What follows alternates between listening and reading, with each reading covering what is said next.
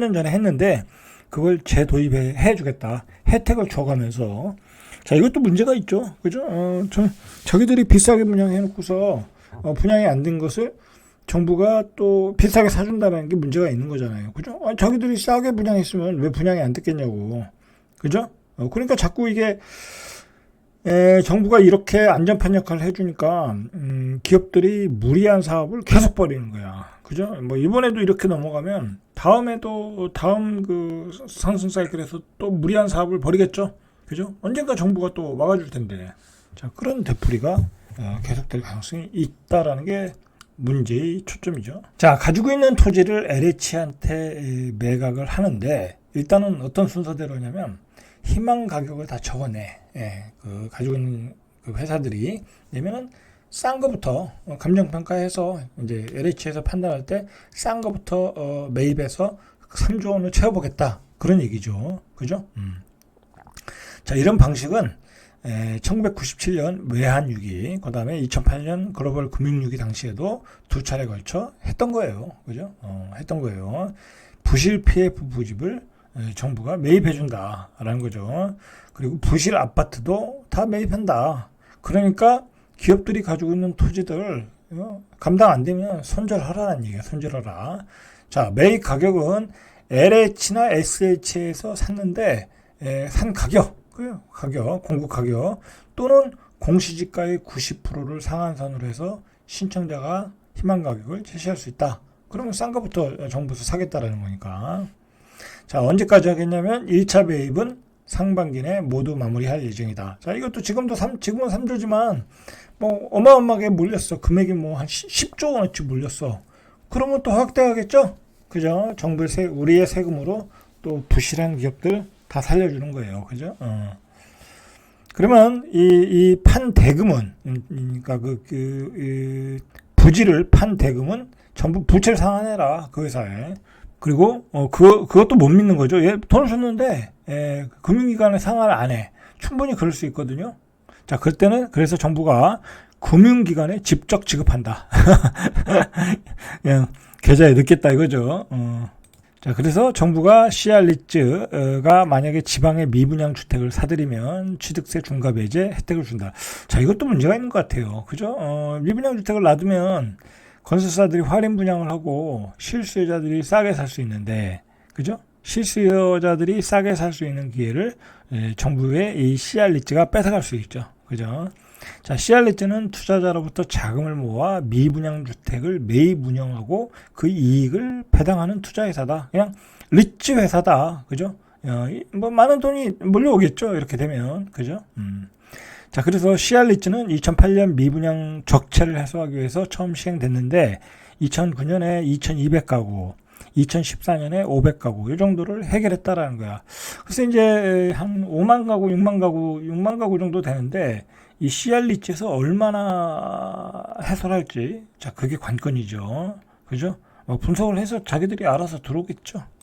자, 향후에 이제 뭐 반응을 봐서 이 시알리츠가 이렇게 사는 아파트에 대해서는 양도세 면제도 검토하겠대. 그죠? 양도세도.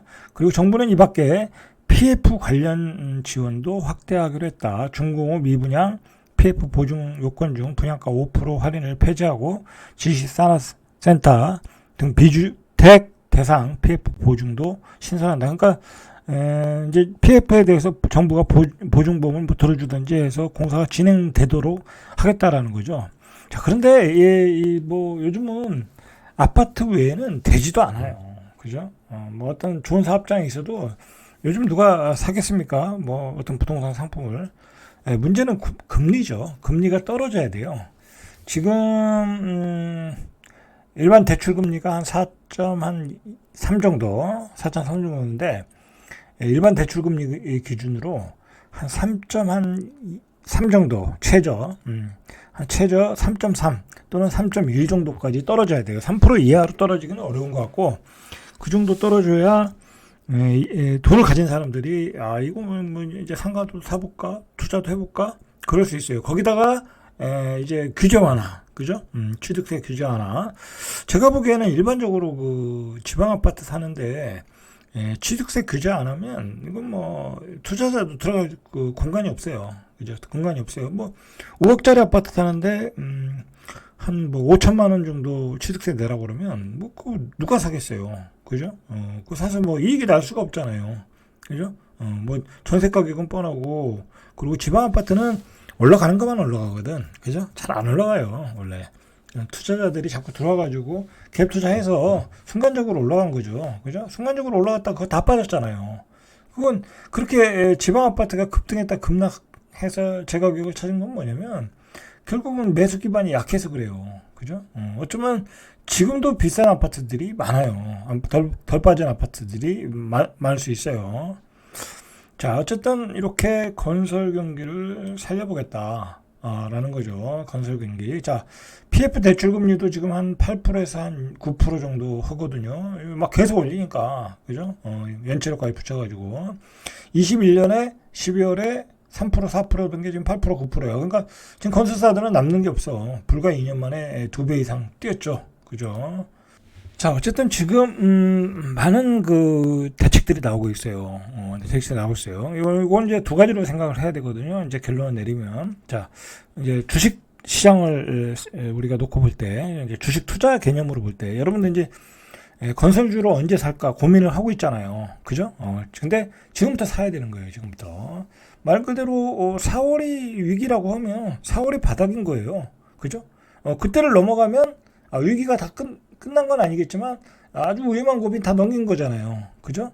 지금 다음 주가 4월이잖아요. 그죠?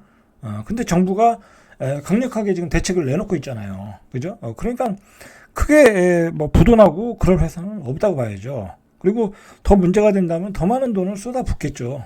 자, 그러니까 4월 달이 건설주를 사야 될 시기이다. 저는 그렇게 봐요. 뭐 저는 이미 좀 많이 사는 것도 있고 참고하시고요.